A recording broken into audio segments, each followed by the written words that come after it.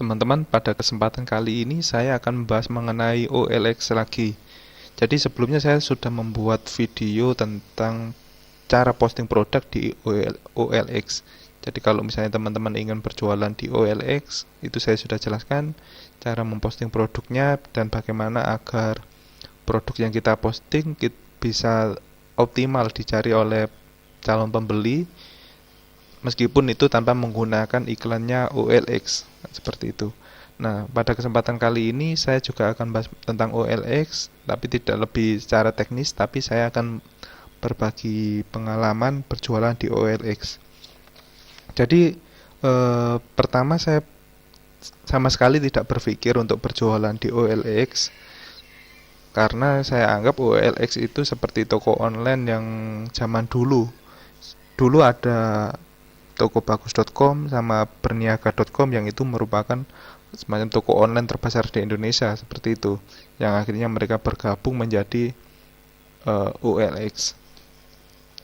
Nah, di OLX ini saya awalnya iseng-iseng menjual produk saya. Produk apa sih? Yaitu tas. Jadi saya membeli tas dan belum pernah saya pakai.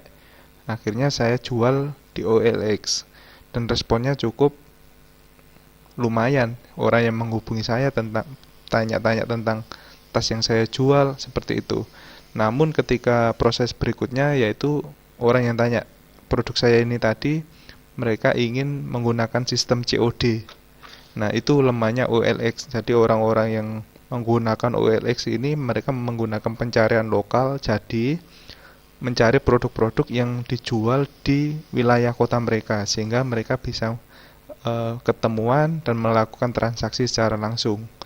Karena saya posisinya waktu itu sedang di luar kota, akhirnya saya menggunakan cara lain, yaitu produk yang saya posting di OLX, saya posting menggunakan Bukalapak. Ini toko apa? Menggunakan Bukalapak, saya posting di Bukalapak.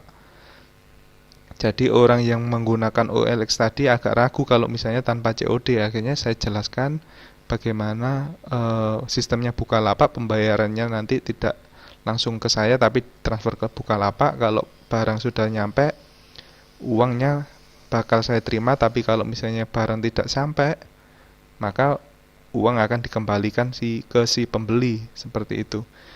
Karena orangnya sudah percaya, tanpa melalui sistem COD, maka orangnya melakukan transaksi ke Bukalapak. Jadi yang awalnya dia usernya OLX, saya arahkan ke menjadi usernya Bukalapak. Dia daftar di Bukalapak untuk membeli tas saya ini, kan seperti itu. Dan alhamdulillah juga laku, dan orangnya mau membeli melalui sistem Bukalapak. Untungnya di Bukalapak kalau misalnya beli di atas 75.000 mendapatkan gratis ongkir melalui JNT. Nah, saya jelaskan seperti itu, akhirnya orangnya percaya. Nah, itu salah satu minusnya OLX, seperti itu. Jadi paradigma pengguna OLX yaitu tentang COD, kita harus ketemuan dulu baru orangnya mau membeli, kan seperti itu. Jadi untuk mengatasi hal itu kita bisa mengakali atau menggunakan solusi, kita arahkan ke Bukalapak atau Tokopedia, sehingga kita harus memposting produk selain di OLX, juga kita posting juga di Bukalapak dan Tokopedia.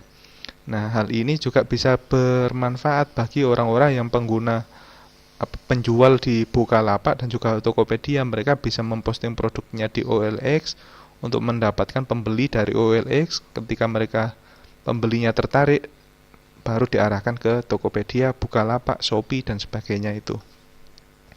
Nah, untuk di OLX sendiri ini sebenarnya OLX cukup gede trafficnya.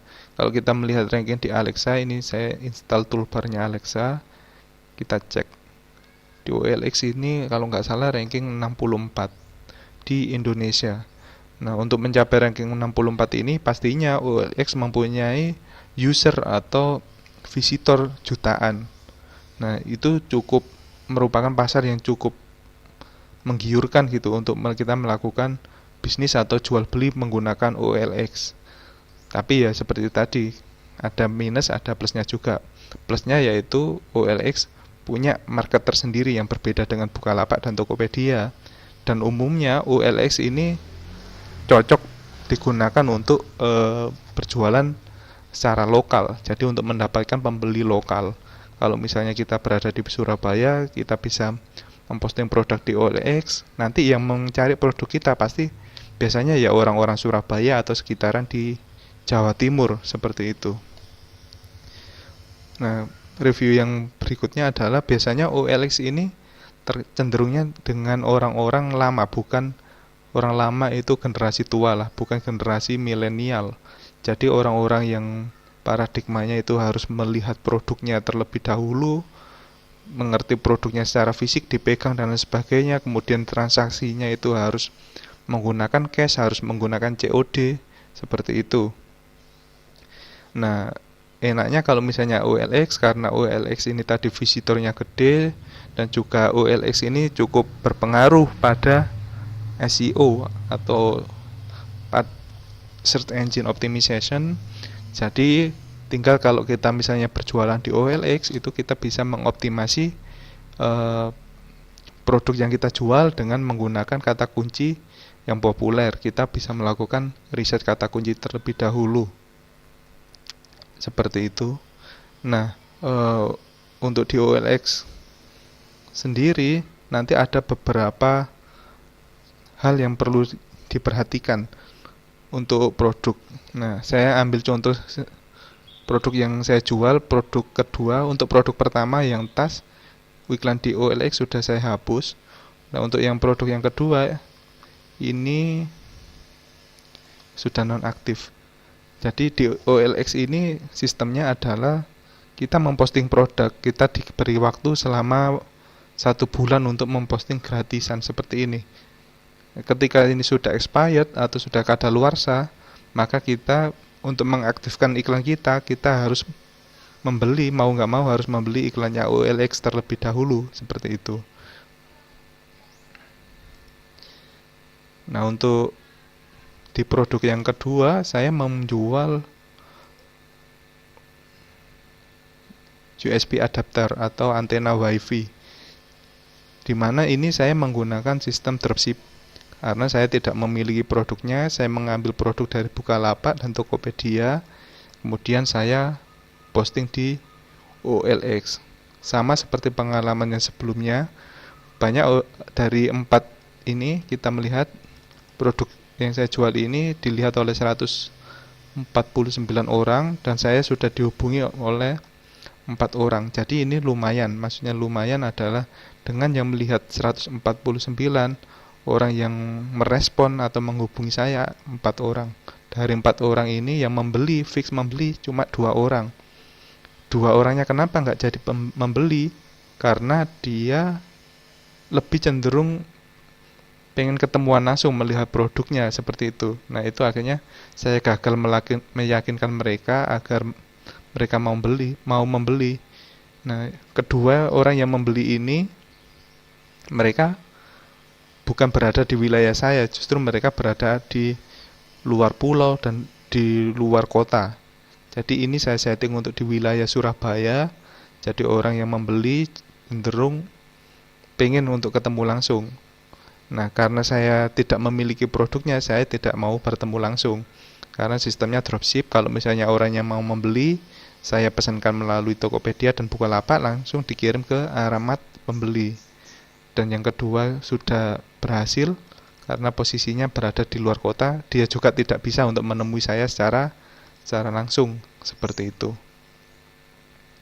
Dan yang ketiga yaitu produk teman saya yang saya jelaskan cara memposting produk di video sebelumnya, yaitu bantal rajut. Nah, ini bentuk produknya seperti ini.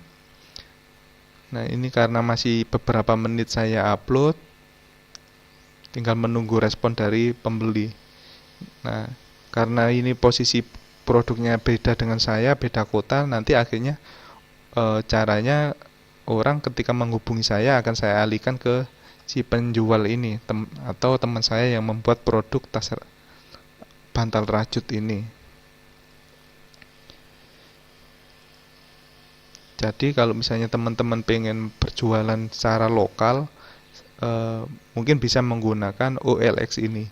Tapi kalau misalnya nggak enaknya yaitu nggak bisa transaksi jarak jauh, kemudian harus melakukan COD sehingga akan menghemat atau tidak bisa menghemat waktu kita karena harus ketemu dan sebagainya. Agak ribet tapi lumayan kalau misalnya secara dilihat responnya. Kalau seperti yang saya contohkan tadi, antena wifi yang saya jual dari 149 orang ada 4 orang yang menghubungi saya dan 2 berhasil melakukan transaksi, dan itu terjadi di sekitar seminggu awal saya posting produk seperti itu. Tapi untuk karena sudah sebulan ini akhirnya iklannya tidak aktif lagi. Jadi ini merupakan salah satu yang peluang yang bisa teman-teman gunakan.